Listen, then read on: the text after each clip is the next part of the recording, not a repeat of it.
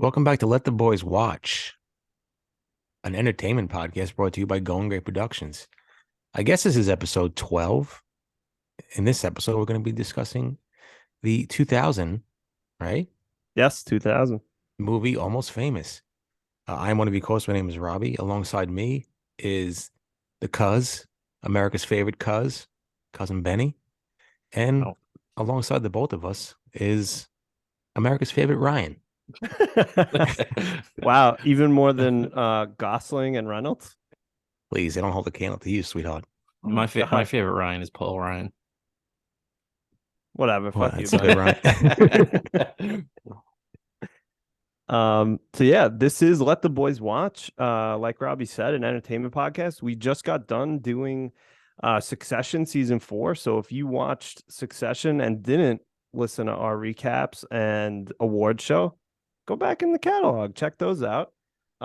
For probably, I don't know, the next at least couple episodes, we're gonna do a bunch of movies that mainly Robbie and Benny have not seen, which is an extensive list. You'll be very surprised at the type of movies that these two characters have not seen. We had a pretty decent list, and we put up a vote for 3 different movies. What was it? Almost Famous, Dunkirk, and what was the other one? Gangs of New York. Gangs of New York. Yeah.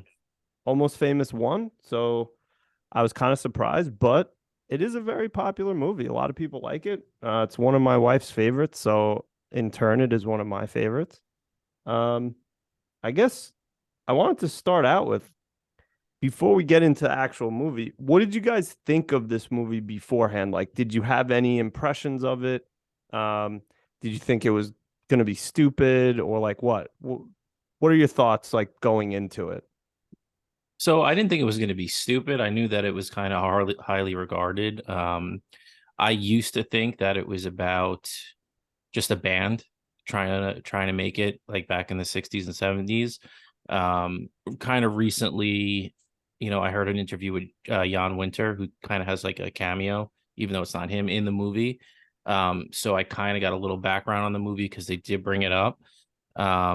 But yeah, I mean, I didn't realize it was as highly regarded as it was.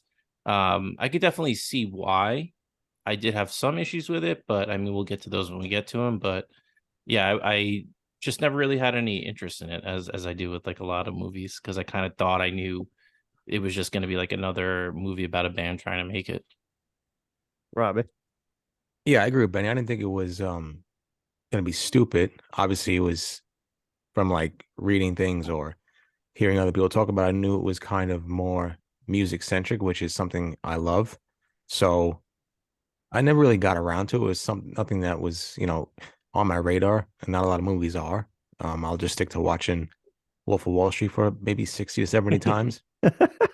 But I thought it was going to be more focused, and I know she had a big part in it, but I thought it was like more focused on uh Kate Hudson. I thought Kate Hudson was like the main maybe singer or somebody as part of the band. I didn't really know that she was, if this we're allowed to say it, quote unquote a groupie. But they're band-aids, Robbie. sorry. Yeah.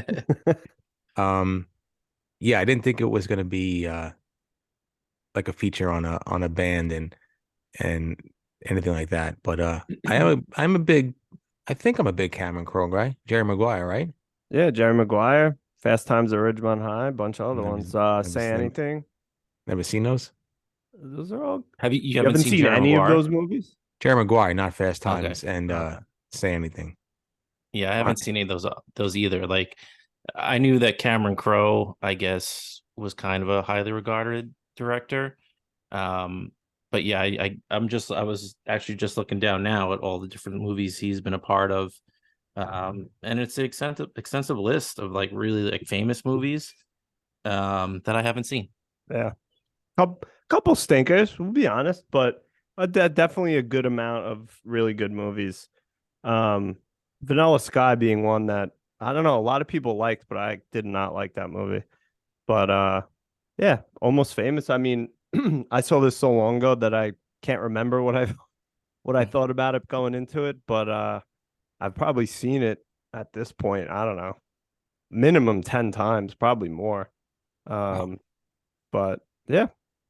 So now, what were your overall impressions? So, whatever you going into it, but overall, what'd you guys think? And before we get into that, I just want to let you guys know. I don't know if you looked this up, but currently it sits with a 7.9 on IMDb and Saw that. 89% on Rotten Tomatoes.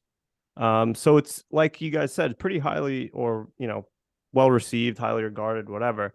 But what'd you guys think overall? And give me your plum watch at the end of your impressions, please. Benny, you want to go first? Sure. Before I do though, I want to plug our Instagram and our email. Fuck. It's Fuck. let the boys watch pod on Instagram. We'll put up a new poll this week, probably when after we drop today's episode.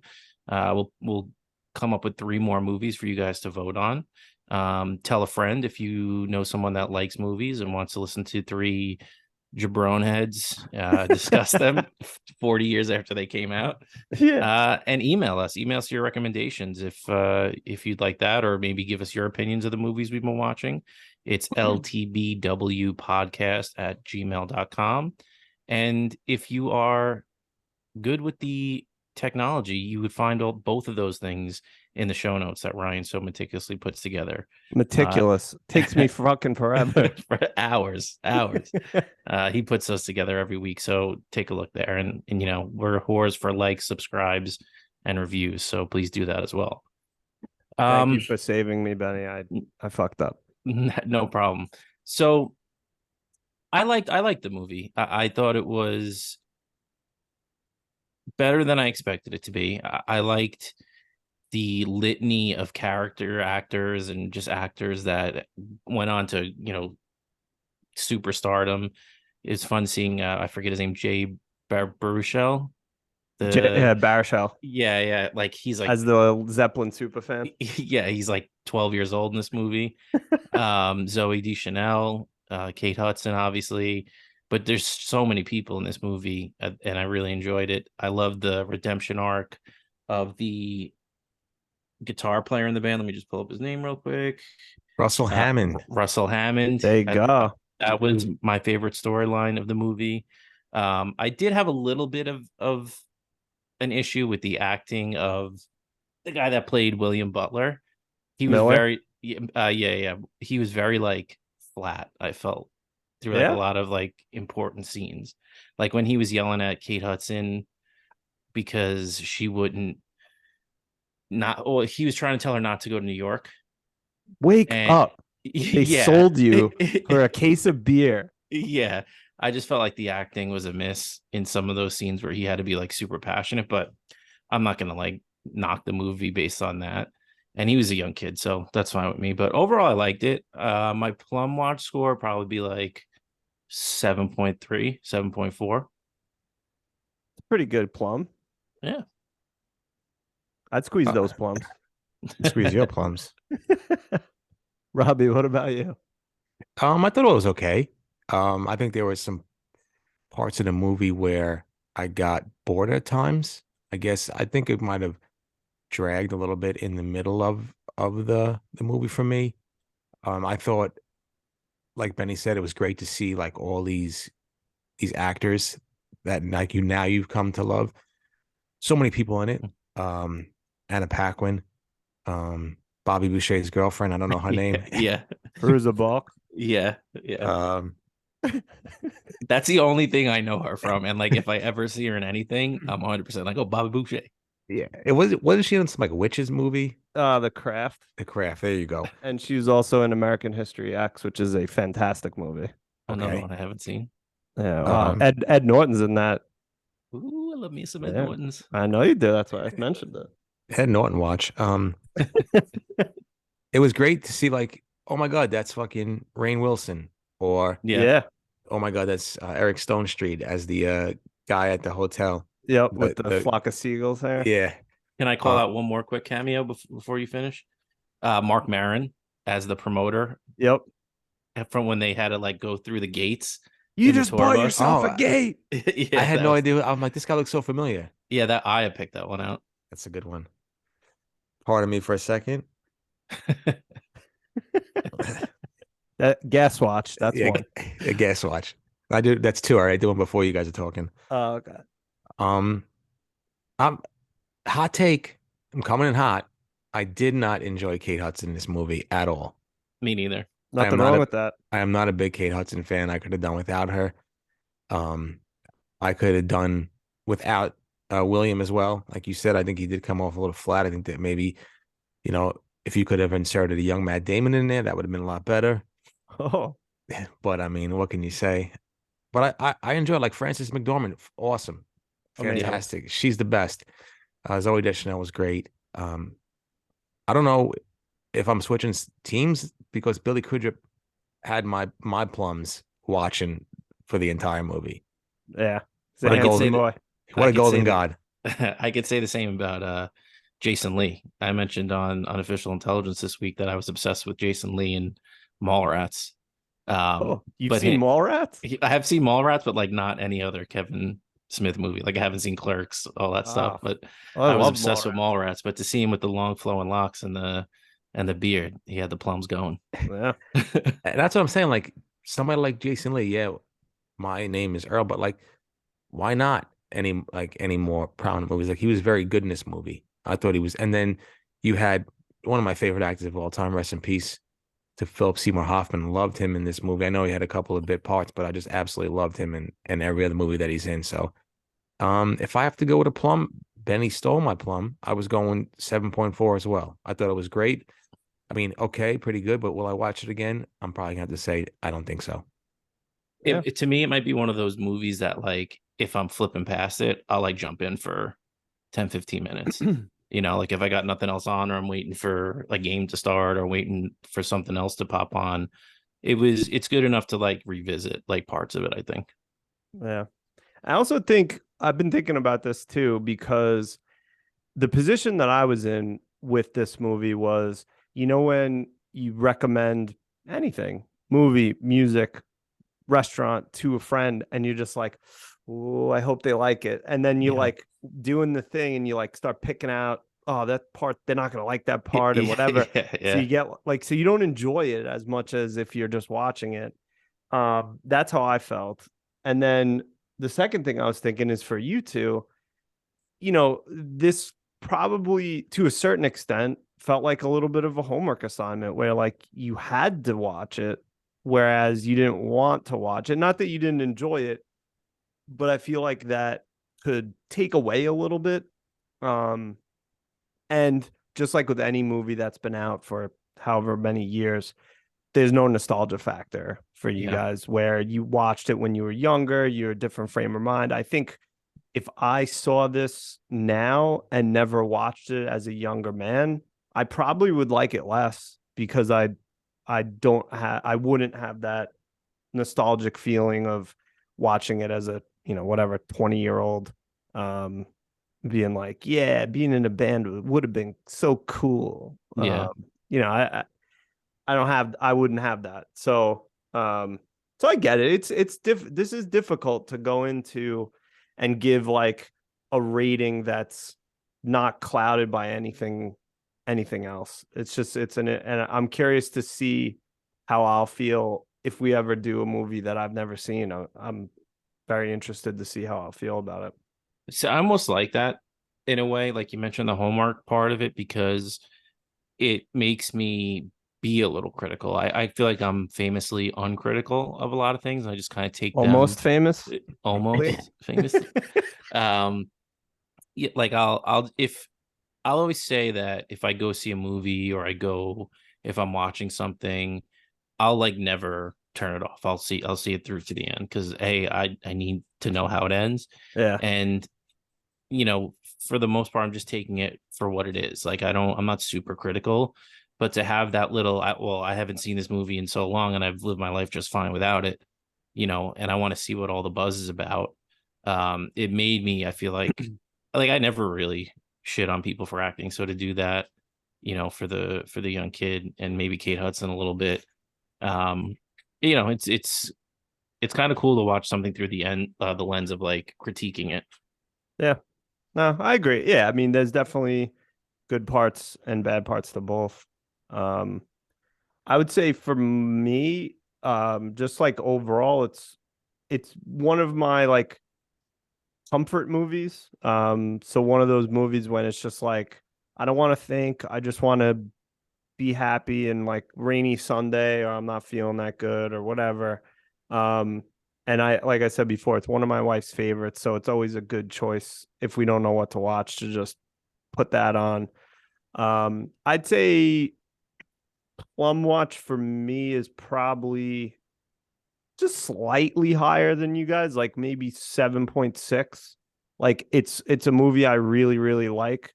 But it has its problems. It's not a perfect movie to me. Um, but I love it at the same time. Just like, people love me and I'm a piece of shit. So you Big can like facts, big broken things. facts. You know, What? the go ahead, Rob. Oh, real quick. So, like, what makes it Katie's favorite movie? Um, Billy And Kudrow. I'm not trying to dig it. I'm just probably Billy Kudrow. But I'm yeah, just saying, like, probably. if you ask me why Wolf of Wall Street's my favorite movie, like, I'll give you 35 different things. But I love Wolf of Wall Street, but I love the beginning and I turn it off almost always right in the middle. I'm just like, all right, that's enough. Like once come he on. starts getting investigated, I'm like, eh. I you know what I realized I love is like the origin story, like the rise to power. Like I fucking love when like a superhero movie they find their powers. Wolf of Wall Street, he starts getting all that money. Like I love like a rise. I don't love like the fallout or stuff like that. I don't know. So, have you ever seen the movie Blow? I have and I love it. That first like hour of that movie is Amazing. incredible, but then like you see, the damage it takes on his life, and that's yeah. I always around that part of the movie, I'm like, I'm still into this movie, but like, damn, like I missed the feel good of the first hour or so when he's just killing it. Yeah. So I'm finding out why it's one of her favorites. Was I meant to ask you, Benny, was this Aya put this on the list, that original list? Is this one of her favorites? It is. She loves this movie. That's why she put it on the list. She was excited to watch it again. I don't Nice. think she thought it was going to win the vote either, but I think she was super excited to watch it again. I did find out though the reason that she put Dunkirk on the list Yeah. was just because she wanted to take advantage of the surround sound and the new TV. Nice. Nice. So the only thing I found like I didn't like the sexualization of like William like that I mean, obviously Well, we've come all so of them. far. Yeah, we've come so far, but he's 15. So is Kate Hudson 16? Is she really though? Yeah. Yeah, Really? I was gonna ask. It's like, was she really 16? Because like things that kind of don't really age well. Like I was thinking the same thing while I was watching it, and I'm like, this is kind of fucking Yeah. pedophile-ish. Yeah. Yeah. Well, I mean, that's kind of how it was back then. I mean, how That's many, true. if you really look at a lot of the rock stars, like how many of them like really exploited a lot of young women. So like Yeah. Yeah, it's Jerry not, it's Lewis. fucked up. Don't get me wrong, but I don't know. Well, that's what That's I thought. your I thought life. when she was telling him her age, and he was like, "Oh, I'm 16," and she's like, "Oh, me too," or he started at 18 or whatever. Yeah. And I thought she was just proving that like she was lying too with him, because she says that line where Pennyland says, "Oh, you see, the truth sounds different," or Right. whatever. And I feel Yeah. like just the way she was hiding her name, she was doing the same with her age. Yeah. No, I mean, it's certainly possible, but um, I mean, from what I've read on the internet and from what my interpretation of that scene was that she was 16. They even Okay. like um kind of had like Cameron Crowe's like defended his, the fact that she was that young, that she was like a manic pixie dream girl, that kind of stuff. So, but I think again, like this was, I don't know if you guys know this, but Almost Famous was based on Cameron Crowe's real life. He Mhm. toured with the Allman Brothers. So there's a lot of these characters are based on real people that he interacted with. Penny Lane specifically was based on, or is allegedly like a composite of like 3 different band-aids slash groupies or whatever. And like Russell Hammond is, an actual based on an actual artist and like that kind of stuff. And so you're both totally right. I agree, but I also kind of think it's like, well, that's what happened. I Yeah, don't. no, I get that, and I agree. Like that's why just trying to view it through a 2023 lens is probably not the way Oh, to it's do it tough. because you're right. Like that's the 60s and the early 70s was a wild time. So Yeah, everything that you saw there, like maybe it makes you cringe now, but I'm not knocking him for maybe telling the way that it really was. yeah. No, I get you, but you're right. Watching it through this lens makes it a bit of a different movie. Yeah. Good point, Robbie. Yeah, I'm not trying to like again, like I'm not trying to that didn't factor into like my my score, or I'm not like Same. ew disgusting, like how dare you. Like there's different eras in time where things were socially acceptable, and you have to understand that, and it really just is what it is. Like obviously 2023 now, this movie comes out and I'm sure people would be up in arms, but it's the times, and that's what he went through. Obviously if it's kind of based off of his life, and yeah, I mean, didn't But didn't but affect me. but then again, the 3 of us go nuts over Game of Thrones and House of the Dragon with incest Yeah. flying all over the place. That's So. true. Yeah, you're right. I'm just and Harry hypocrite. and Yeah. like how many of those, I mean, if you look at the books, all those kids are like 12. Yeah, exactly. Yeah. But yeah, no, I mean, it's it's totally a good point to bring up. I don't disagree. And speaking of William, did you He's guys there. have a favorite character? I did for sure. Well, Benny, why don't you start if you for sure had a favorite character? Well, I feel like I'm stealing Robbie's thunder with this one, but I'm gonna go Oh, with Philip Seymour Hoffman as Lester Bangs. I just nice. feel like, in classic Philip Seymour Hoffman, just stealing every scene that he's in.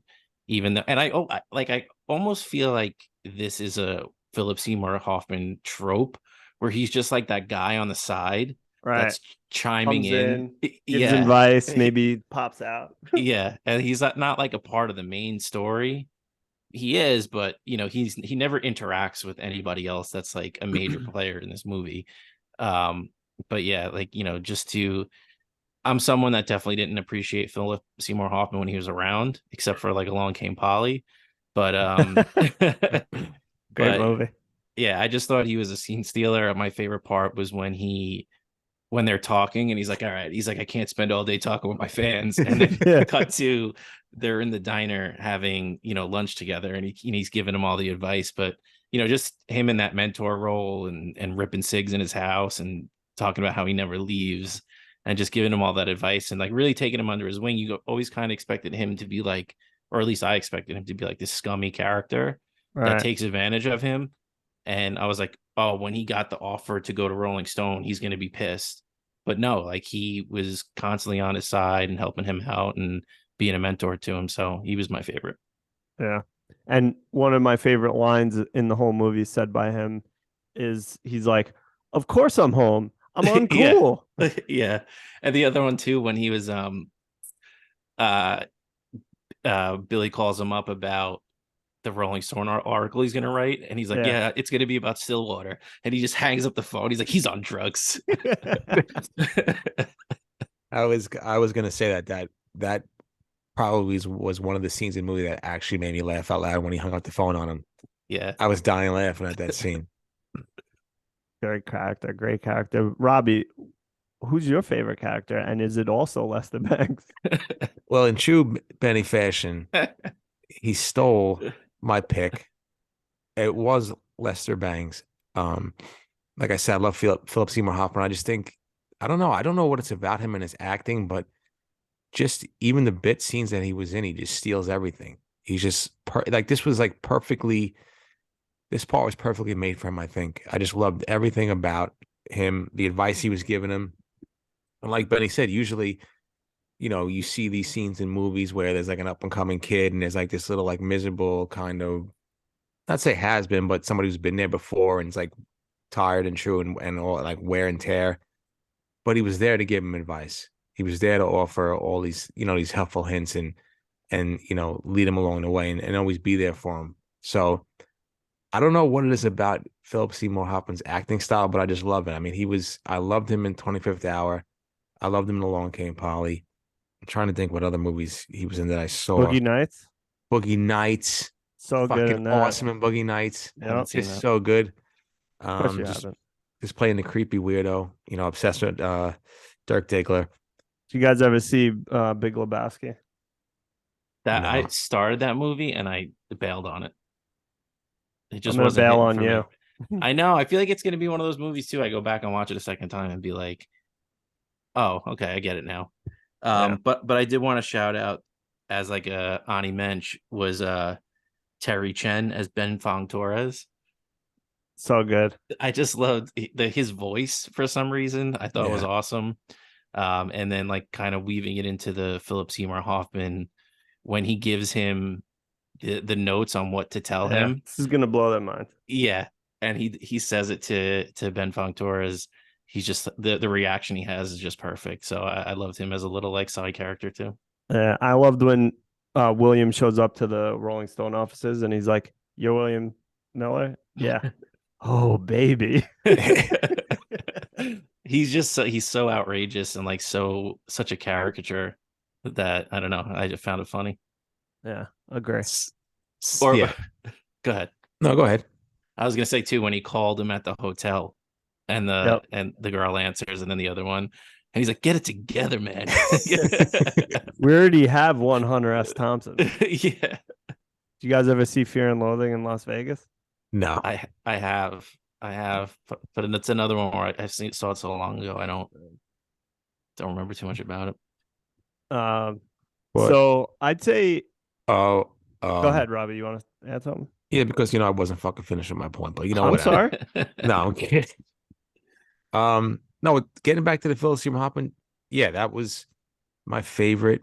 If I had to do a few Ani mentions, it'd probably be Frances McDormand as the concerned mom. I feel like So you got, good. especially in those movies, you have those like moms who like not hate, but like are so turned off by rock and roll, just like freaked out about it. I think everything like they're gonna do drugs and all the sex and things like that. So I loved her as the mom. I think she's a fantastic actress.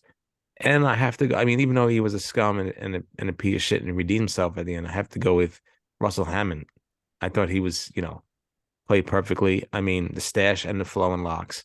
I mean, I can't say enough about how handsome Billy Kudrick was in this movie. I mean, I can't get over it. Yeah, I wanted to bring him up as well, just because I felt like he played that role so well. And, if it wasn't like, I guess the story's about William, but if it wasn't for him, like his character for me carried the movie. Yeah. And even though he wasn't, I guess you wouldn't say the lead actor, to me, he was because that was the storyline that I was the most invested in. And that's what I think carried the movie. But to your point too about Frances McDormand, like I like how the characters had a lot of depth to them. Like she could have been like the bitchy, scared mom, but like you kind of got that feeling that after um Zoe Deschanel's character left, like she learned from that and she let William kind of like explore a little bit more and she like grew as a person, even though she still had her reservations about, the outside world and this rock and roll lifestyle. She allowed him to explore, even though he was only 15 years old. Agree. Like I feel like when I first watched it, I was like, ugh, what a bitchy mom. Like, why being so mean? But on subsequent watches, you appreciate her character way more. She's to a certain extent, she's the antagonist a little bit of the film, where also, I mean, it's what man versus man. So it's like William learning. It's William versus Russell Hammond to a certain extent, trying to get the interview. And it's like him versus mom. she's always on top of him. You have every time she'd call the hotel, and they'd be like, "You have an urgent message." Yeah. Did anybody was anybody nominated for like an Oscar or Academy Award for this? Yeah, so there was 4 nominations for this movie. Um, the winning nomination was for screenplay. So Cameron Crowe won Best Original Screenplay. I believe Kate Hudson was also nominated, which is to me is a little crazy. Frances McDormand also was nominated, and then they also got a nomination for Best Film Editing, so that's nice. I feel like I don't know. I think they could have potentially could have got nominated. I thought he was very good in this movie. Very good, I agree. Yeah. It also could have been, I don't know what else came out that year. It might have been like a heavy, supporting male actor field or something like that. Yeah, that's true. You're right. Yeah. But no, I agree. He's one of my favorite characters. I get what you guys were saying before about William, maybe at times being a little flat, but I think he's one of my favorite characters. Lester Bangs, of course, as well. And then yeah, a lot of the side characters I love. I love the manager. I love The English manager, right? yeah. So just some of the like the girls, like Fruza Balk is really good. Zoe was very good in it. Yeah, I mean, I kind of really like a lot of the characters in this movie. But if I had to pick a favorite, I might go William.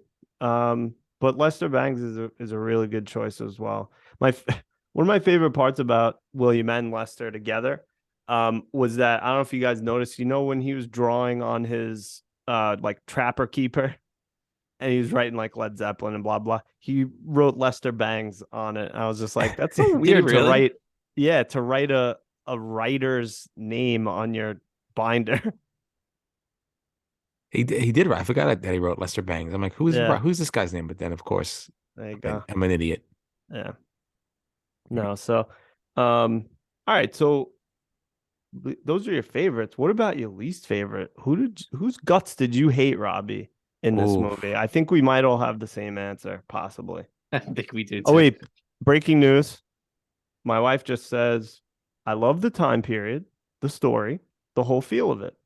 He's this young kid living his dream and he hasn't even graduated high school. It just makes me happy. Okay. I I agree like with it. that.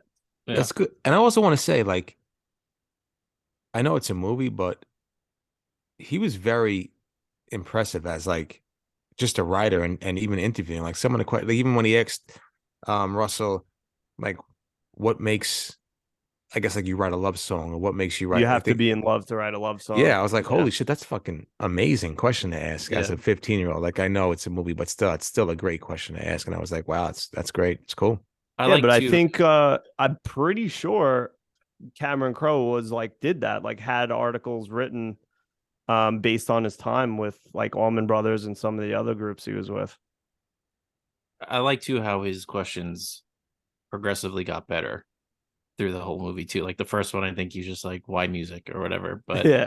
the other thing too, I liked where, you know, I feel like it avoided a lot of tropes where he actually did follow his morals. Like he didn't get involved in the drugs and the drinking and all that kind of stuff. So again, like that was like, I was like, waiting for that moment where he just goes off the rails, but he never does. Yeah. And I didn't mention, I want to mention, you already did, but I also love Jason Lee in this movie. Yeah. So good. I love Jason Lee in most things he does. So shout out to him. Yeah, and And one go ahead, and Robbie. then like one funny part too is when they brought out the T-shirt Yeah. Yeah. and all the faces are pixelated except for Russell's face, and he freaks out. Yep. And I'll just say what everyone else is thinking. Your looks have become a problem. Yeah. That was a good one. Yeah, And I saw, yeah, I don't know if we're doing like we do. Oh, the at the end when they go back on tour and the top of the bus says, "What does it say about the airplanes?" Like, No Uh, more airplanes. no yeah, more airplane story. Yeah. that gave me an LOL too. So, as far as my least favorite character, I will have to go with Kate Hudson. I just didn't think that I don't want to say believable.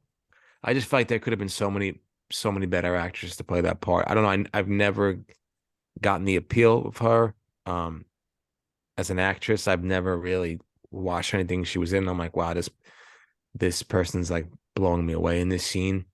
I don't know what it is. There's something about some actresses and actors I just don't like, and I sometimes I can't uh put a pin to it, but I don't know. I just didn't. She didn't seem believable. I just don't think she's a good actress. I feel like there's so many more younger actors. I feel like Anna Paquin could have been fantastic in that role. I think she's an Academy Award winner. Uh, I'm trying to think who else, but yeah, it's just my least favorite character. I don't know. I didn't.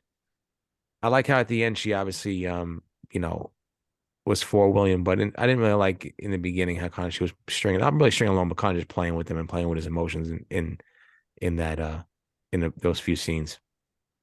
Yeah, I thought too, again, the same thing that, William suffered from, where there were just certain moments in the movie where I needed more emotion from her, and she just kind of played it, kind of neutral for me. Yeah. No, I agree, and I agree now. I think if you asked me um when I first saw this movie, or even 10, 15 years ago, I might not have said Kate Hudson, because to me she kind of represented like the cool girl. And back then I was like impressed with that type of woman. And like now I'm kind of like, all right, chill out. Like you don't need to impress everybody. Yeah. Like that scene where she walks into the party and she does the flight attendant speech. I'm just like, ugh, stop Yeah, it. that was Yeah. annoying. Stop. But I definitely 100% get, we've all dated a girl like that, and tried to impress girls like that. Looking at it now from my aged eyes, she just kind of annoys me. Um, so I guess I agree. I don't think there's really anyone else. Maybe Jimmy Fallon. Oh, I Yeah. love Jimmy Fallon. I mean, I do. I like him, but he was kind of like in the movie. Like, I don't know. Yeah, I felt like I think William was kind of right about her, that she puts on the airs about, like, enjoying this lifestyle and who she is, but in reality she has no one in the real world. Like that, he kept saying like, oh well, what's this real world that you're talking about? Right. And she's just like a delusional person. So in that regard, like, I felt bad for her, because I do think she wasn't real, and she was just masking all of whatever hurt she had, or the loneliness, or anything like that. Yeah. No, agree. Um, just like every other, not just cool girl, but cool person. A lot of cool people are just acting that way just for whatever their reasoning is. Yeah. Well, Ryan, I want to Yes. thank you for your segue to my least favorite character, because it was 100% Jimmy Fallon as Dennis Hope. He Respectfully. immediately took me out of the movie. Like, and I know, again, this is one of those things where you're watching this movie for the first time in 2023, where Jimmy Fallon is who Jimmy Fallon is now. That's the problem. Yeah, and he walks in, and you're like, this does not fit at all. Like, I'm sure back then, I don't even know. I mean, I'm sure he was on SNL at that point, but like I maybe think he like was. I'm pretty sure he very was. early on. Yeah. Um, but I had all these images of like characters that he plays on the clips I've seen from the Tonight Show, where I can picture him as the tight pants guy, that everybody's talking about my tight pants. Like, as soon as I saw him, like, that's what popped into my head. It took me out of the movie. Um, so I don't know if he does play such a small role in the movie that, like, he shouldn't have this much hatred from me. But yeah, he took me out of it, any scene that he was in, and I couldn't deal with it. Are you not a big Jimmy Fallon guy? I I don't hate him, but like I don't prefer him, and I wouldn't like seek him out in any way. Like I thought he was good on SNL in moments, but again, just not my. It's not like anywhere near my top favorite comedians or anything like that. He always annoyed me in SNL. Like he always broke in scenes. I feel like where he was a bit player and wasn't kind of featured in. I feel like he always took the I guess the limelight away from people in skits by always like breaking character. And then like even his fake preposterous laughing on uh the Tonight Show annoys the shit out of me. So yeah, but I did like him in this movie for some reason. I don't know. I don't know why. Yeah, But I like him. I agree. I kind of liked him, but like Benny's kind of saying what I was thinking, where it's like in 2000, I really liked him, but now I just, you all you think about is just all the stupidity that he's been involved with since, and you're just like, I don't know. Yeah, there's just so much of a body of work from him now that him walking on screen for me, I was like, oh man, like of all the people right now, Yeah. like this is just not hitting for me. I also very much disliked the girl that was mean to William at Rolling Stone. Denied. Yeah, the yeah, fact checker. Yeah, she wasn't nice. I do have some trivia here. please.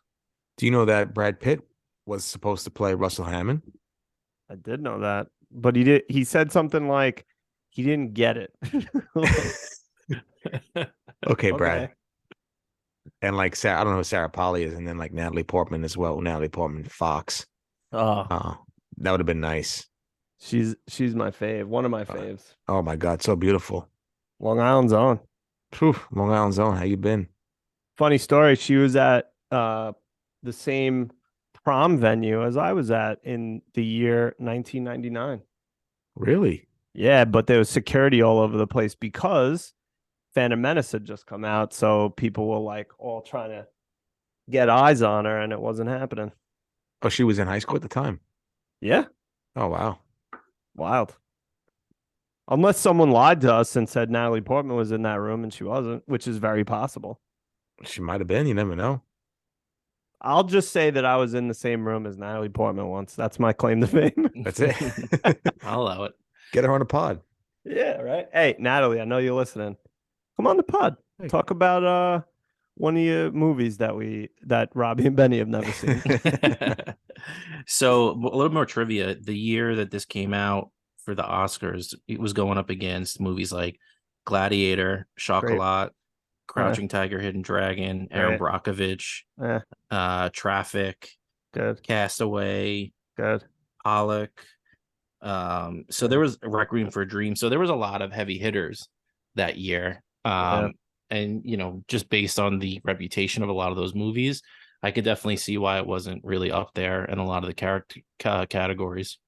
Yeah, it's kind of like I feel like oftentimes like a feel good movie typically doesn't get as much shine as like a movie that I don't know explores the depths of human depravity, like Requiem for a Dream or something like that.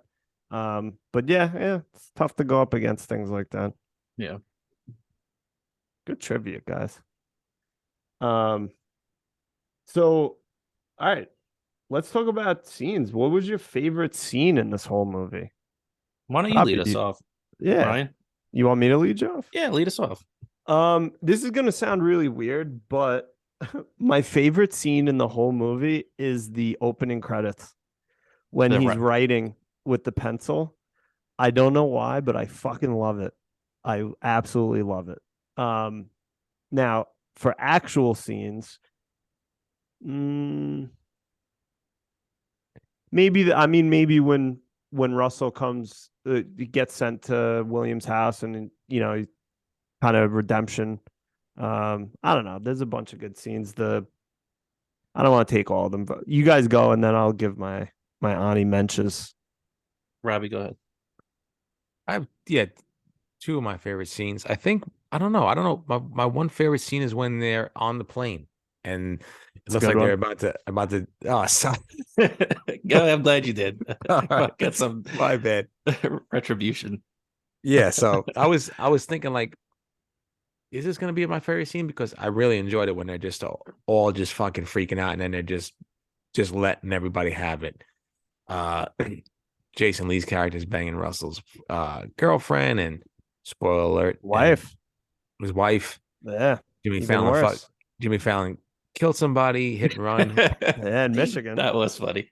I see Like his that. face every day. Yeah, like that. That part probably was the funniest part of the movie when he just blurted that out of nowhere. And then the one And guy, it's funny because like that part, I really I thought Jimmy Fallon did really well, like the acting in that specific scene. Yeah. It's the scene when he first walks in that I'm just like, When he's pitching them. fucking Joker, like Yeah. and not like the Batman villain. You're just like a clown.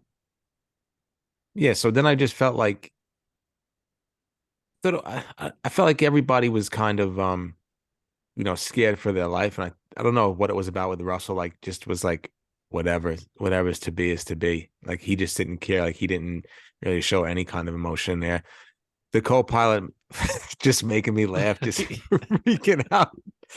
I thought that was hilarious. And he finally comes out and he's like, "We're alive, we made it. We're gonna make it."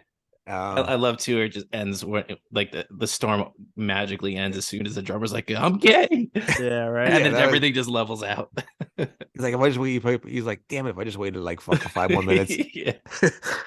But and yeah, but also like to Benny's point about William, like even in that scene, he just kind of annoyed me with like how he was just, I don't know, his acting annoyed me in that scene when he was like, I guess defending Penny Lane or Lady Bird Johnson, whatever her name is.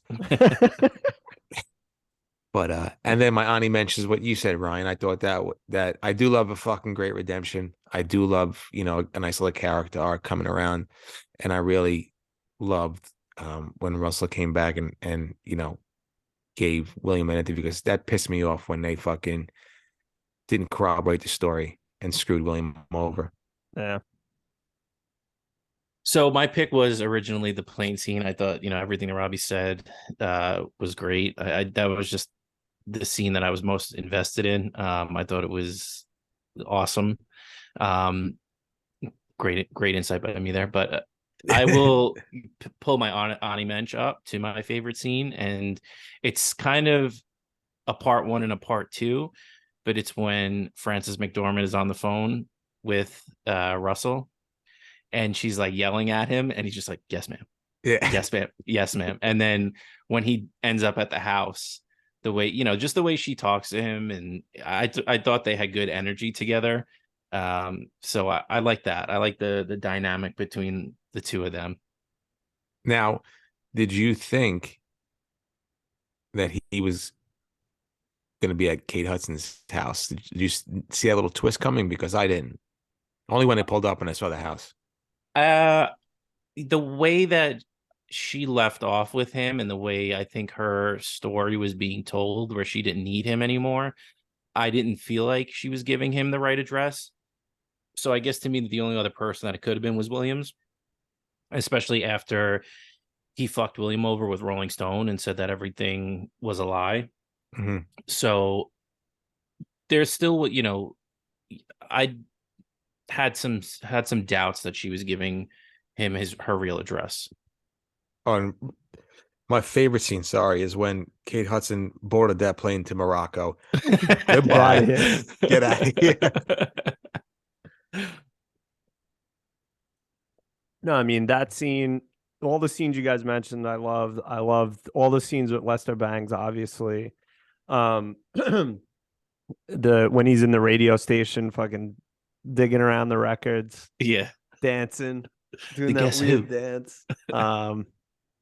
Anything at the Rolling Stone offices was good. Even some of the music, the partying, like it was all. I enjoyed a vast amount of this movie. There's only like a few little pieces that I'm kind of like about, and I think that might be again just with age where I'm just like all right, like that's enough. I think too, like the Golden God thing is like kind of the one thing that everybody references from this movie, or maybe there are a lot more references out there that I just haven't picked up on. But so I did want to stray away from picking that scene, but I did love why do I keep forgetting Russell's name? I did like how Russell acted that whole scene leading up to that. Yeah, it You was know, good. when he's in the room, he's like, "You're real, man. Like this is real. That's real." I And grew up with that lampshade. yeah, yeah, I love that his little lost night there. Yeah, imagine like you were those like that was a party you were at in high school and some fucking rock star shows up. Like Yeah, people would talk about that for the rest of their lives probably. yeah, exactly. I like too when when he gets back on the bus and they're all singing Tiny Dancer, and That's like a I was Oh good like, one. yeah. That's probably I would say that's actually probably the number one scene for most people. I'm pretty sure that's my wife's favorite scene. I don't I didn't love that scene only because of Kate Hudson ruined it. You are home. yeah, Shut Yeah, up. she ruined so many scenes. I think I don't know. It's just Natalie Portman. Why didn't she say yes? I don't know. But yeah, no, loved a lot of those scenes. Um, but what was your? Did you have a least favorite scene? And don't just say anything Kate Hudson was in. um, so I'll go first because it's not a Kate You don't Hudson want scene. Robbie to steal Yeah, now we're in a battle, me and Robbie. it. But I'll say it's the underage rape of William Miller, like that. I just felt like that was. I get why it was part of the plot, but it felt a little like I didn't need that in the Yeah, movie. And again, looking back on the 2020 with the 2023 lens, I don't know how old those girls were, and he's 15, so it just felt a little like I didn't need a little statutory rape in my on my Sunday afternoon or Monday afternoon. I think they were like teenagers too, but yeah, we don't know. But that's the problem too, right? Like if you're gonna be telling the story of kids, Right, you can't have one person the correct age and then like 24-year-olds. right. Like William is young and he looks young, and if everybody else around him is supposed to be his age, then get either younger kids or just make William A little older. an older actor, even if he is, still quote unquote 15. Right. So that's why I just felt like, and then seeing him in the skivs afterwards, I was just Oh, not please. all about. Fucking dirty wares. And everyone knows that would have lasted like maybe 4 seconds. Maybe he's a little, closet pod. Yeah, Maybe. you never know. Yeah. He's good. He's good with his pencil. Maybe he's good with his He's got I'm a great. pencil. number two. He's good with the fine motor skills. Yeah. Um, Robbie, you want to go next? Yeah, I think my least favorite scene was I didn't really have a least favorite scene. I mean, anytime Kate Hudson appeared, yeah, maybe her getting a stomach pump maybe was my least favorite scene. No, It was well, that was a hard scene to kind of watch. yeah, Like, and actually, I thought that was her best like acting was that whole scene, and then the scene after when they were walking around the park yeah, I thought that because was she a good like, scene too. wasn't trying to be cool.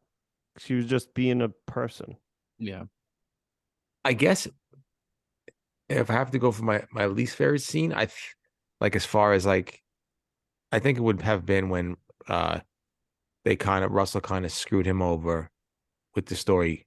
Yeah. It's not like a oh, I hate this scene so much, but part of the movie where you think that Russell kind of turns a corner and is because the whole movie you feel like he's just like leading William on to not tell the story, or all right, when we get to Cleveland I'll tell you, all right, no, when we get to New York I'll give like just come to, and like every different city they stopped at I'll give you the story, we'll get the interview. So him kind of screwing William over kind of didn't sit right with me, and that's why it's my least favorite scene, because it just hurt because he was so invested, and at the end he tells him just write write the truth or write whatever you want, and then after talking to the bandmates he kind of fucking Fucks him. he fucks him over, and that's why it would be my least favorite scene, not because I hated it, but just how Russell handled it.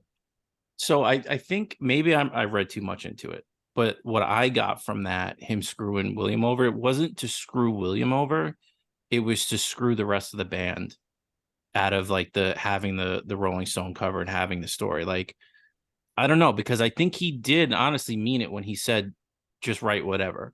And then he had that argument, and he was almost like, you know what, fuck these guys. Like, you know, I'm not giving them the cover of Rolling Stone. Like, I'm going to kill this story because I don't want them to feel like they, you know, they got something out of that.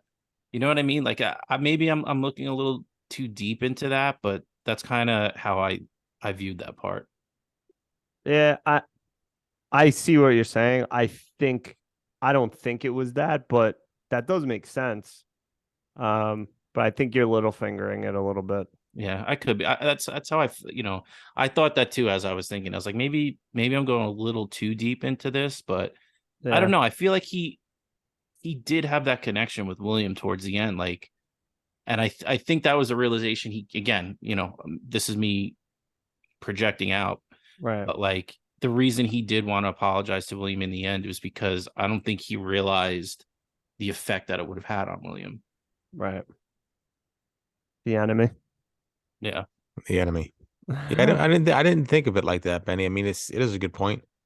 Because like you said, they were arguing in that scene, and him trying to screw them over probably, you know, could be something potentially that he was trying to do. Yeah. I just don't have the golden god brains like you Yeah. to figure that out. Because I like because even, you know, Russell said, like, when uh you know, when Jason Lee was listening to all of his grievances about the article, Russell was like, well, it's true. yeah. Yeah. I think maybe he might have, if I'm gonna dive deep into it, he might have been trying to protect the band because they were so upset about it, and so many times he, or I don't know if he did it purposely, but their biggest criticism of him was that he acted above them and that he was better than them. So maybe he was like, in this instance, being like, maybe I should do the right thing and protect my bandmates, even though, you know, what William said is true, kind of thing. Because they were Yeah. so upset about it. Like his life kind of blew up because his wife kind of figured out about Penny Lane and like whatever. But like the rest of them still had probably girlfriends, wives at home or whatever else. So I don't Yeah, know. no, I could see that. And I think honestly it's probably the don't think too much. You know, I think that's kind of the storytelling style, the whole movie, where that, you know, it wasn't necessarily something you had to think too much about. So you guys are probably more right, I think, but you know, that's just kind of how I took it. Yeah. Yeah, because I mean, I thought of that too, not in that scene, I forget when, but they're obviously still a band because the you know, they show you the next tour, unless Russell left the band or something, which you don't really see. So Yeah, I but don't think he was trying to screw him. no, but it just maybe in that moment, you Yeah, know, maybe. again, we don't have to go too deep into the you know, my theory here, but I think towards the end he was just making amends with everybody at that point. Like he wanted to make amends with Penny Lane. He wanted to do right Yeah, by William. He wanted to do right by the band. You know, he came to that realization. But anyway, let's move on. yeah. I'd say I don't know if I really have a least favorite scene. Probably maybe the airline, the flight attendant scene Kate Hudson did in the hotel party. It just annoys me. I don't know why. Like, why was it? I don't understand like why you would do that. Like, it's just so Yeah. weird. Well, to call attention to yourself. Hey, look who's here. Yeah, Me. true. Yeah. Penny Lane. Um, yeah, because so I don't know. So many of the other scenes are good. I like most of the other scenes. So I'm gonna go with that one just because I don't have a great answer. I do have a little Ani Mensch for this Please. one. It's the when let me pull up the character's name so I don't just keep calling her by the actress. But when Anita sees William in the airport, like, I don't know, That man. was annoying. I didn't I wasn't getting good. Like, Zoe Deschanel like definitely evolved as an actress.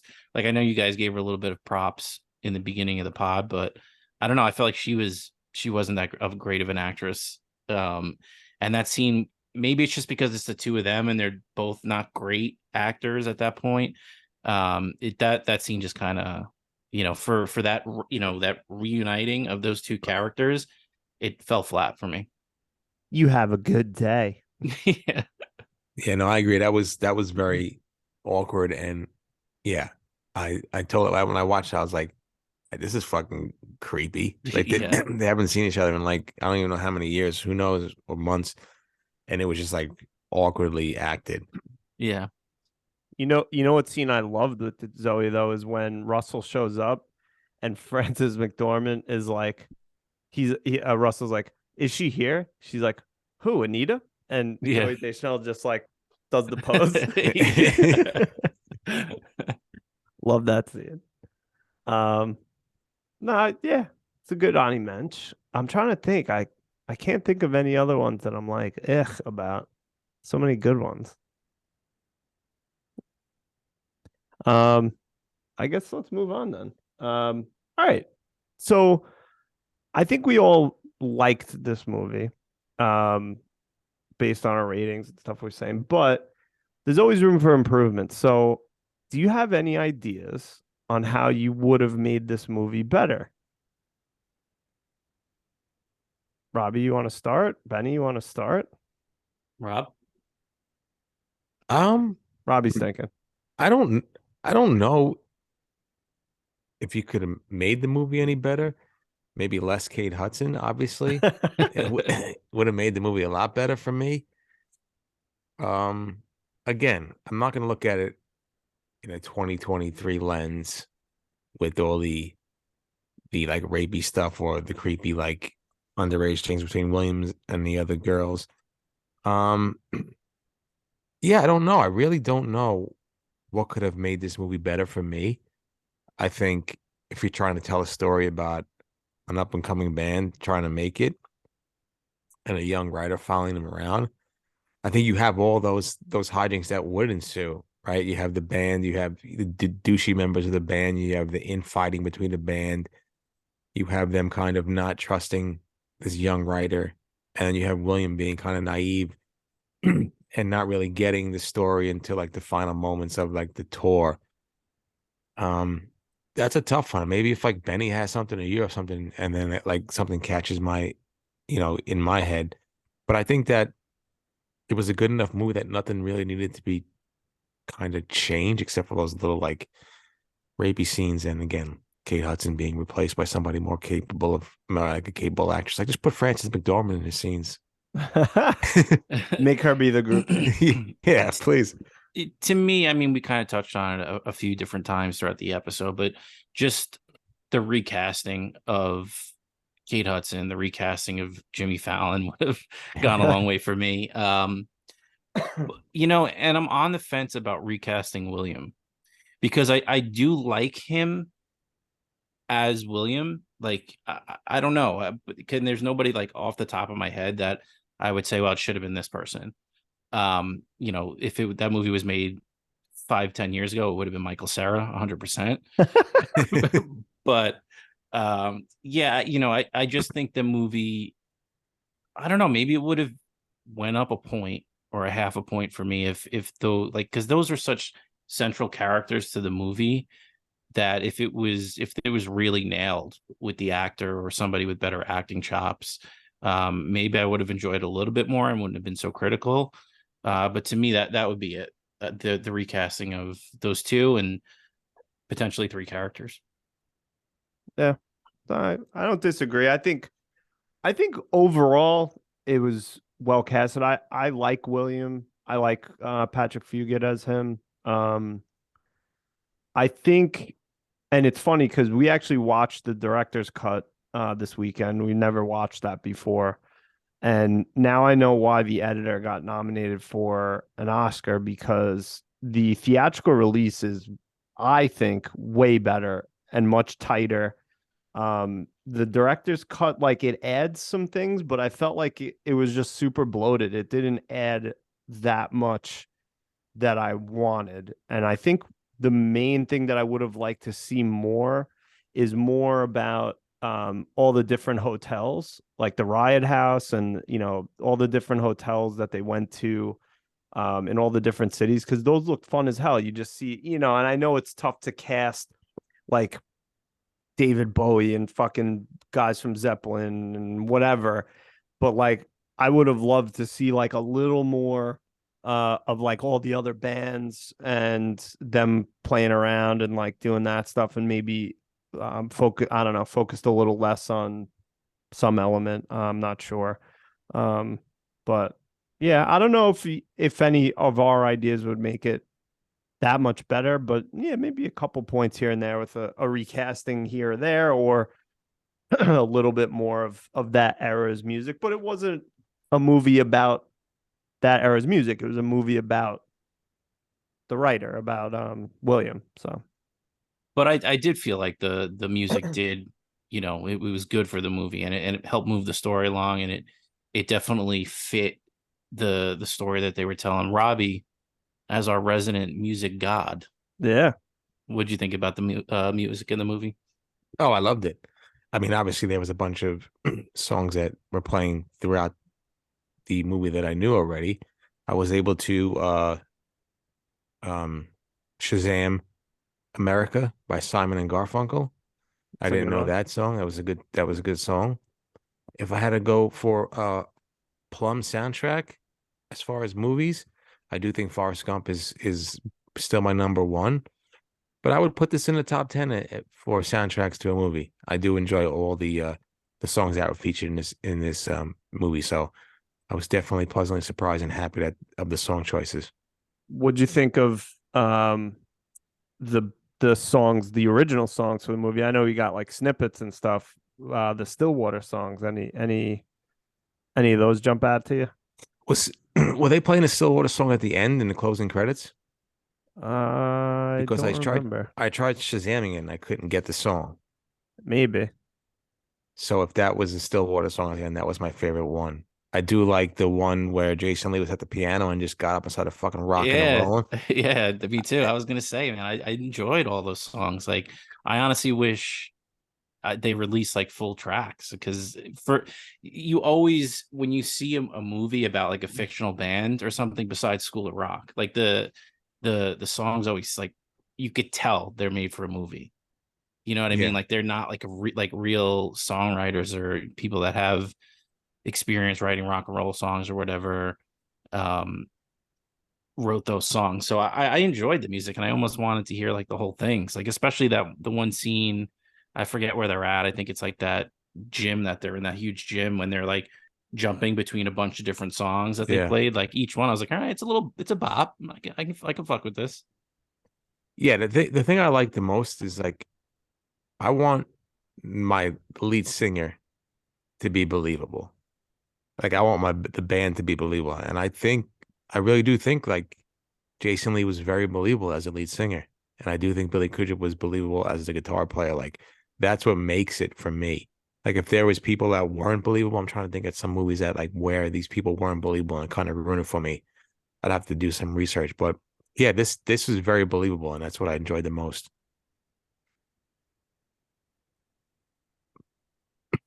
Ryan, what are you looking up? I'm Stillwater trying to figure soundtracks. out the song. But Beaver uh Dog. Fever Dog, yeah, that was a good one. I'm I'm trying to look Whatever. at like who like I'm trying to look up right now. Maybe I should have did it early, but like, was there anybody else considered to play William? And I'm trying to find that. And I don't know if I can find it. While you guys Uh looking that up, I'm I gonna think give so. roses to School of Rock, which is one of my It's a good favorite one. movies, and I love Jack Black, and I love the original songs that they have in that movie. So that's, that was my bar, and they did well to meet it, with their original stuff. So yeah, I was super. That was one of the things I was super impressed by. Nice. Um yeah, no, I can't find it. I'm wasting time here trying to look for it. Any anything else about any of these categories that we talked about that we forgot or wanted to add that you thought of it? I'll give a shout out to that we mentioned it briefly with Mark Maron, but the scene where Russell gets shocked, like that was, you know such a like a 1960s thing too, where like the mic could be hot like that. Yeah, I thought it was just like a cool little throw in, and like it wasn't like a major storyline. Um, but I did appreciate that they brought it back up with Jimmy Fallon's character when he was like, if you had a real manager, if that would have happened, that would have made sure you stayed, and like it helped yeah, sell him as like a legit manager. I just respectfully. Yeah, respectfully. I just thought it was a cool little throw-in scene that ended up paying off later on. Supposedly that really happened. I don't forget to whom, but Maybe that's why it hit with me, because I felt like I've heard of something like that happening before, like Led Zeppelin or something like that. yeah. I wasn't that, but it was. I forget. I read it recently. Um, but yeah, no, that again, and there's so many scenes that we're leaving off the table. But we, like Robbie said, it can't be a 97-hour podcast. I'm impressed with the depth we went into this with. I was like thinking about what the pod was going to be like going into this. I was like, it's going to be like a 30-minute podcast. Yep. But you get the three of us idiots together, and here we are an hour and a half later. What do you think the most boring topic that we could talk about would be? Because I think we probably could talk about the stupidest shit for the longest time. Yeah, I don't know, man. I honestly, I was like, oh, this might be like watching the movie. I was like, this might be a rough one for us to start off with. I was like, I don't really see how this conversation is going to go too long. Like, I'm going to feel like I'll be like, yeah, the movie's good, and then I won't have too much to say about it. But I'm happy, I'm happy how in depth we went.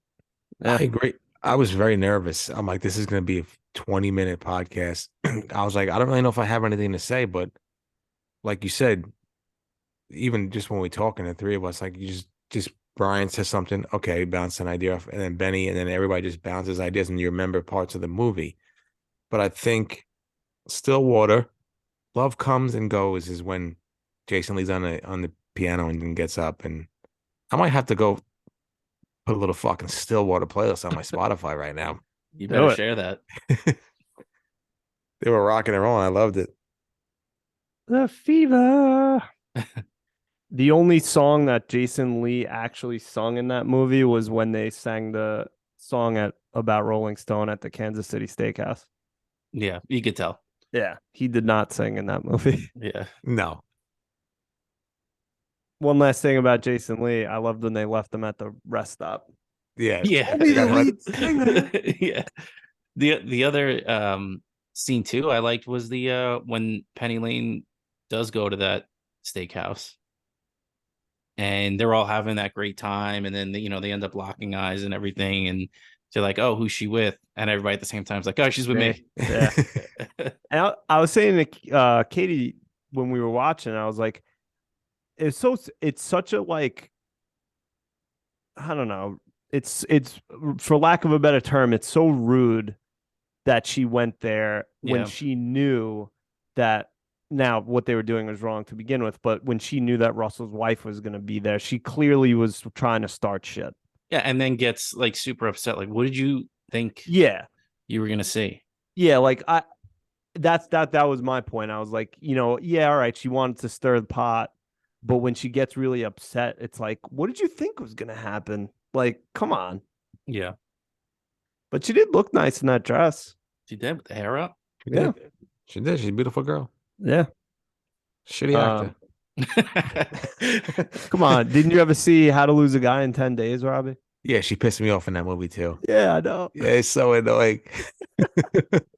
I mean, that's just like how far we've come in movies and TV shows in the last 10, 15 years, where, I mean, you look at something like House of the Dragon or Succession, where even like Ted Lasso, where everybody from the top to the bottom is just like crush it as actors, and just super believable. And it's almost, I don't want to say hard going back and watching a movie like this, but because I'm sure a lot of the movies that we're going to go through we could have similar critiques of, but it makes you really appreciate where the entertainment industry is now with just the amount of talent. Because back then, I really don't want to pile on Kate Hudson, but she was probably cast in that role because she's gorgeous, and like that was the main qualifier, where now like you're looking for that in newer TV shows and movies, but they also are fantastic actresses. Right. And even that, like you say that, make that point about now with everybody's like top to bottom, like even like back then, maybe I don't know if this point is true or not, but I feel like somebody like Quentin Tarantino, like I don't think that he ever misses like with an actress in any of his movies. I think Uma Thurman, Margot Robbie, um, what the hell's her name in Inglourious Bastards? Oh, she's my favorite too. She's from is she from National Treasure? Is it Naomi? Yeah, yeah, yeah. Oh Oh crap. no, oh, I Diane forgot. Kruger. Diane Kruger, Kerry Washington, like all these actors. Like Yeah. I mean, But but it's like you were talking about too the other day. It was you, Robbie, right? When you're talking about Sopranos, where yeah, Sopranos was awesome, but like it was Gandolfini, um, Edie Edie Falco, Falco, and then like just a bunch of fucking knuckleheads. yeah, and it ruins it. It does ruin it for you because somebody like you said, like some of those actors in the Sopranos is like, gee, like AJ, you suck, buddy, and like Meadow, and like the gay mobster, he was a terrible actor. I forgot his name, Vito. But like Paulie Walnuts and Michael Imperial, like yes, those guys kind of saved it, but there was a lot of bad acting in that show. Do you think that I feel like there's probably still plenty of shows and movies that have shitty acting, but we're just not watching them because we have access to anything we want. So we're not like forced to watch whatever's on TBS or Yeah, HBO if we were lucky enough to have that when we were kids. So yeah. I mean I agree though. I mean it just seems like prestige TV is and movies are like at another level these days, but still a lot of shitty acting out there. That's true.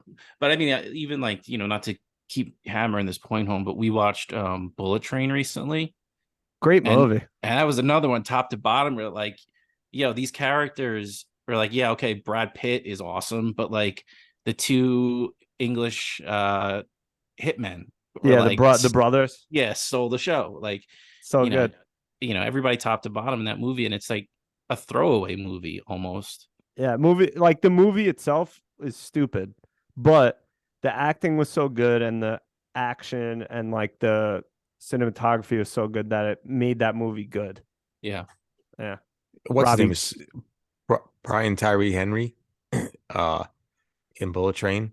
He's so good in Atlanta. I don't know if you've ever seen Atlanta, but he's a great actor. Yeah. Did I see Bullet Train? I watched Bullet Train maybe 86 times on my flight home from the Philippines, looking over looking over the guy rewatching it every single just kept on rewatching Bullet Train, and I was looking at Bullet Train for like 17 hours after I watched don't know whatever the fuck that movie is. I just want an act. Everything Everywhere All at Once. Yeah, Did you like that movie, Robbie? loved it. All right. Benny? Almost turned it off, but thank God I didn't. I liked it too. Like it took a minute Same. to get rolling. Um, but I enjoyed it a lot. Like that's I think we've talked about it, but I hate watching trailers and I hate finding out what a movie is about because I love going into something with no expectations and being surprised along the way. And that I saw nothing about that movie. I had no idea what it was going to be. And it just blew my balls off, my proverbial plums. That's why I don't know if either of you have you seen The Matrix, either one of you? Yeah. Yeah. Okay. When that came out in theaters, we didn't know what the fuck that was going to be, and it absolutely blew my plums off. Like maybe I don't know if my plums have been blown off like that since that movie, but going into the theater, just being like, some action movie with Keanu Reeves, great, okay, and Yeah. then walking out of there, holy shit, what a Great film! movie. Yeah. Did we want to talk about Benny, how'd you like Ted Lasso's season finale? I enjoyed it. I felt like, I know the season got a lot of criticism and I could definitely understand the points of it. There were times where I feel like it was kind of meandering and, losing their way. But there were a lot of times in Ted Lasso where I'd get like 10, 15 minutes into an episode and be like, oof, this ain't it. And then by the time the episode ended, I was like, nice. Yeah, nice. Yeah. Like, oh man, Another hit. Yeah. Yeah. Like I want 10, 15 minutes more of this. Yeah. But I think, a lot of what you guys were saying on Going Gray is the way I feel. Like it was a nice palate cleanse a lot of the time. It was nice to have like a truly feel good story. I like that I like the way a lot of the characters wrapped up. especially like Keely and Rebecca. I'm happy that Rebecca got like a true, real happy ending. I loved, the episode where she meets the Dutch guy. Loved it. Um, and I love that, even as improbable as it is to meet him again at the end. I love that for her, but I feel like that was, the payoff of the psychic, where like not, fate, not necessarily everything that she said was true or happened the way she interpreted the signs, but she did like have like a fate moment. Um, I wanted Ted to stay, obviously, but I knew that Yeah. was the right choice for the character. Um, hate the wife.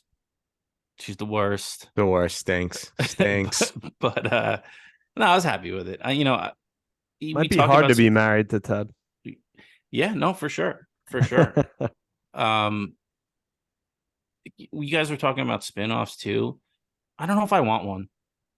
Yeah, I don't know either. I think they're gonna do one, but it's Yeah, so popular. You don't think Apple's gonna be like, we'll give you a fucking blank check to do this show? 100%, because They're gonna. Apple doesn't have that many things, and they'd rather roll the dice, and because people are gonna watch it whether it's good or not. Yep. So I think they'll throw money at it, but I don't know. Can I have a hot take real quick? Please. Yeah. This might be scorching. This might get me canceled. Um, I can't stand Ted's son. Why? I just don't like him. He's a I don't kid. know. Yeah, you know what? Sometimes I don't like kids, and I don't like Ted's son. It's fair. They could have He- casted it. They could have You're cast him. entitled to your own opinion. They could have cast him as a young Matt Damon. Yeah, again, his acting too was like he almost came off like a sociopath. Yeah, he was. Yeah, he kind. I don't know. Something about him just really irked the shit out of me. Yeah. It's so rare to get like really good kid actors. So when it happens, you're just like, holy shit. Nice. Tell that to Full House though. They knocked out of the park with like 6 of them. Yeah, that's true. Yeah, I tell mean- Home Alone 1 and 2, please. Yeah. Macaulay. We're a big Karen. Culkin podcast. Yeah, it's a Oh, Culkin big pod. Culkin podcast. So nice tangents. I loved it. Should we wrap it up? What do you think? Yeah, let's wrap it up. Yeah, let's put a bow on it. For everyone that's still with us, thank you for listening. The plan is to do episodes like this. So if you want us three dopes to talk for 90 minutes about your favorite movie, please send us an email. LTBW podcast Yes. at gmail.com. Did it. Vote, follow us on Instagram. We're going to put up votes with a couple movies that, we were suggested. And I don't know, send us an email. Just let us know. Even if you don't give us a suggestion, tell us what we missed on Almost Famous or any other movies that we do. And I think that's it. Anyone else want to say anything? I love this app. It was fun. Agree. Yeah, I'm pleasantly surprised with this episode, how it turned out. I'm happy that we kind of went this route because I'm happy I saw this movie. I don't think I ever would have seen it if it wasn't for this show. And I'm glad I did because I thoroughly enjoyed the movie. Like I said, will I watch it again? Maybe if I have a little bean over and I want to impress her. But other than that, who knows? It's definitely a good snuggle with your partner type of movie. Yeah, and play the old find the popcorn trick. You better watch out though. She doesn't get eyes for Billy Cudrup. That's my man. I'm gonna tell her. You find somebody else. I thought it was. I thought it was pronounced crude up. Maybe it is. This is like literally my introduction to him. I don't know. Whatever. It doesn't matter. I'm Billy. I know you're listening. Give us a call. Let us know how we're supposed to spell your name. Say your name. Billy, my Alright. second favorite Dr. Manhattan. Oh, wait. You watched Watchmen? Yeah. The movie and the show? Yeah. Oh, you're the best. But the show, I like the show better. The show is. They're both one up there as one of my favorites. Yeah. So Dr. Manhattan, please tell the audience good night. Good night, Penny Lane. Hopefully in Morocco, never to be seen again. Good night, William, you sexual deviant. Hey, that was thrust upon him, not his choice.